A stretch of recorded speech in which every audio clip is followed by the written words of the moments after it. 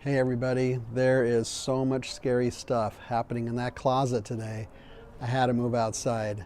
This still is, though, the Kazdoy Closet, and I'm Kazdoy, and my closet is full of all the stuff I love, books, movies, music, and today I want to talk to you about one of my favorite singers of all time, the legendary Van Morrison, and problem I'm having with him right now. First, let me say that I've seen him live, I think 4 times, at the Hollywood Bowl, the Shrine Auditorium, Caesar's Palace in Las Vegas, and UCLA.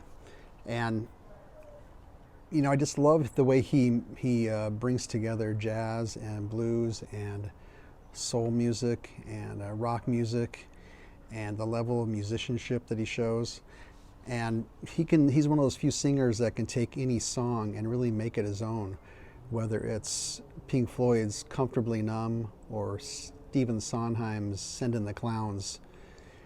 But what's troubling me is, first let me tell you that I have a lot, as you can see, almost all his CDs. Yes, people still have CDs, I guess. I don't know why. Including some of my favorites of his, like Astro Weeks, a great combination of stream of consciousness and jazz, and one of his biggest hits, Moondance. This is the big giant deluxe version, as you can see, with all kinds of outtakes and things, even though I will admit I could go forever without hearing the song Moondance again, and I'll be fine. One of his big breakthroughs was Tupelo Honey, kind of a country-ish one from the 70s, and that one had Wild Night on it. And then he had some great live CDs too, like the classic It's Too Late to Stop Now. And I even have a couple of his DVDs.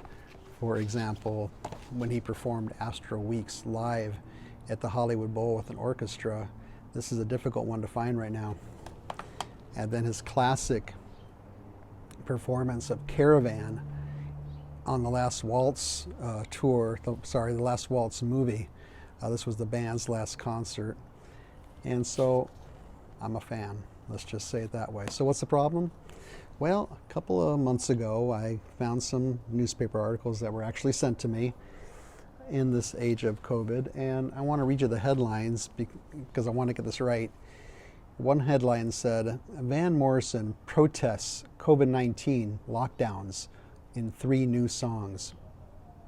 Another one said, Van Morrison criticizes fascist bullies in anti-lockdown COVID songs. So what's happening is he was criticizing the United Kingdom's government policies regarding locking things down, and especially regarding live venues for music. Even worse, on his website, and this was deleted afterwards, he referred to COVID-19 as, quote, pseudoscience. That's a problem. Another problem is he just released 3 songs that are all about this.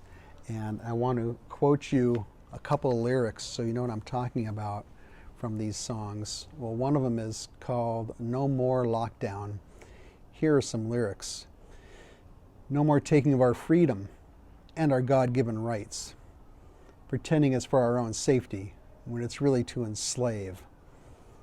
Well, that's a little hyperbolic, would you say? I don't think that anybody's trying to enslave anybody with these lockdown policies, as unpleasant as they might be.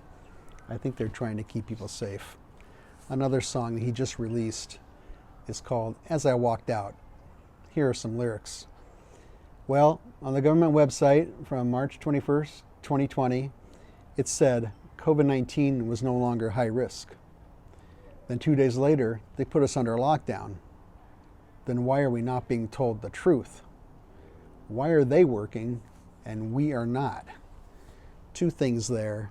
Yes, in the beginning, some of these scientists did make mistakes because they were not familiar with this virus, which is very unique. And so I don't think they had an agenda. I don't think they were lying or not telling the truth. I think they were adjusting things as they went along. Secondly, when he says why are they working and we are not? If he's referring to government workers, they could be working via computer, teleconferencing. They could be working alone in an office or with a small number of people. When he says, why are we not working? Well, now he's talking about musicians, and they are performing in front of thousands of people, and now you have a health problem. It's hard to control that kind of situation. So I think his arguments there are a little specious. And let me make one thing very clear as far as COVID goes. And like most people, I think it's real. And I don't think there's a conspiracy behind it. I don't think there's an agenda. I don't think it was planned to promote some sort of a political agenda or outcome. I think it's a virus. I don't think it's political at all. And I think at this point we all know somebody who's tested positive for it. I think we all know somebody who maybe has even been hospitalized for it or worse. So I'm not sure where he's coming from. I tried to give him the benefit of a doubt, and I thought about it, and I thought, well, Van Morrison is one of those artists like Bob Dylan or Willie Nelson who is constantly touring. So this is a big disturbance to their regular routine, but it is to all of our routines. Secondly, when he's not touring, it doesn't only affect him, obviously, financially, but it affects his band members, it affects the crew working on the shows, it affects the people working at those venues. So there's a ripple effect. I get that. Another point is he is donating the proceeds from these 3 anti-lockdown songs to musician funds. So that's commendable because it helps those musicians who cannot work right now.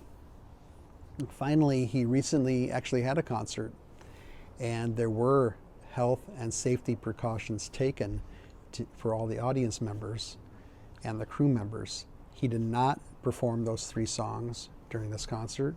He did not mention COVID during this concert. So that's good too. On the other hand, he still comes off to me like a conspiracy theorist, and I'm having trouble with that. I thought about other artists who have made statements that I disagreed with in the past, or whose behavior I found uncomfortable in the past. I'm thinking, for example, Woody Allen or Mel Gibson or Elia Kazan. But here's the difference. Van Morrison's beliefs about COVID are right there in his art. It's not in the background like it is with some of these other artists. And so it's rather hard to ignore. Now, I listened to all 3 of these songs, and the musicianship, as always with his stuff, was outstanding.